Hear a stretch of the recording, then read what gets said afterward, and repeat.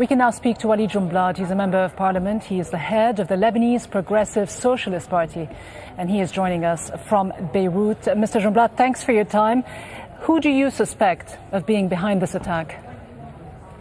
I bluntly accuse the regime of Syria, Bashar al-Assad and his acolytes, because Bassam al-Hasan, having discovered the plot of Michel Samah 3-4 weeks ago, or a month ago, now Bashar is taking revenge. I mean, he's taking revenge of the Lebanese, one of the main architect of the pillar of the internal security services in Lebanon, and at the same time he's taking his revenge, like what he's doing against his own people. You say the Syrian government, but how high up the echelons of the Syrian regime would you go? Sorry? How high up the echelons of the Syrian regime would you go? You do accuse the Syrian government. Do you go as high up as Bashar al-Assad himself, the president?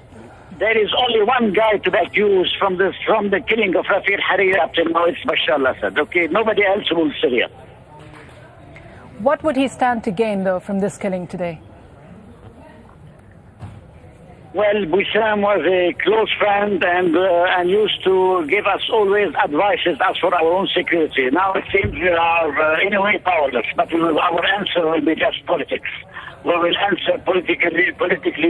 We refuse to accuse anybody inside Lebanon because we know the fragility of the situation in Lebanon. We accuse the Syrian regime, and the fight will go on. But some would argue that the political fight will go on. Some would argue, though, that the Syrian government, certainly its leadership, has its hands full with the crisis going on within its own borders. Why would it then think of carrying out such an attack in broad daylight in Lebanon?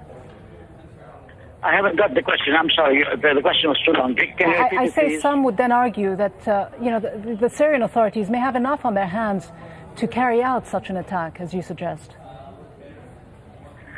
I think the Syrian regime is still, unfortunately, strong because of the cowardice of the friends of Syria.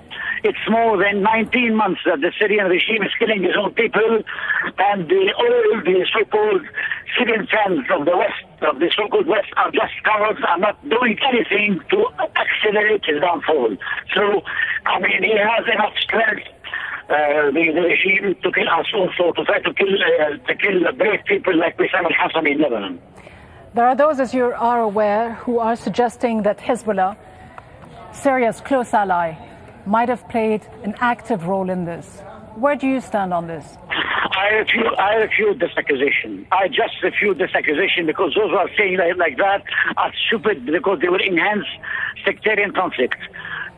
We have to target the enemy number one, which is the Syrian regime.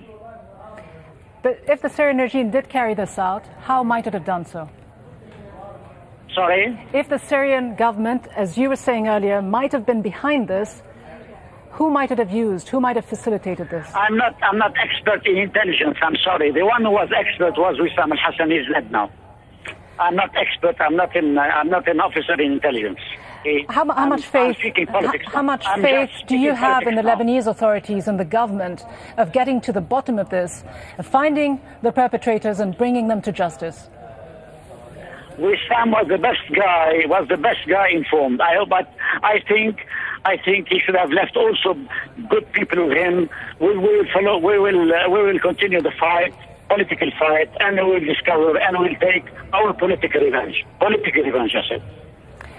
Member of Parliament Walid Jumblatt, thank you very much for joining us.